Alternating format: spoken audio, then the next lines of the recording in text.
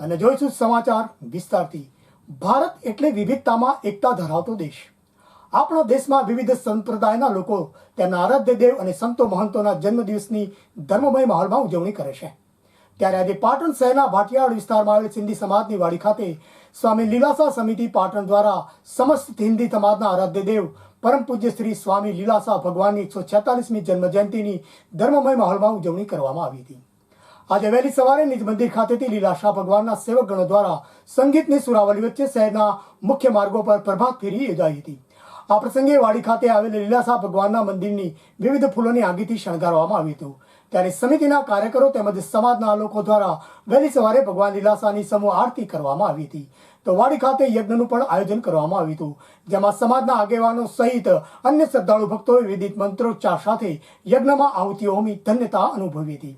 આ પ્રસંગે સમાજના લોકો દ્વારા ભગવાન લીલાસાનો સત્સંગ મનોરથ પણ યોજાયો હતો। તો વાઘેશ્વરી માતાની વાડી સંકુલ ખાતે સંત લીલાસા સમિતિ અને સિંધી સમાજના યુવાનો દ્વારા રક્તદાન કેમ્પનું આયોજન કરવામાં આવ્યું હતું। આ કેમ્પમાં સમાજના લોકોએ ઉત્સાહભેર રક્તનું દાન કર્યું હતું।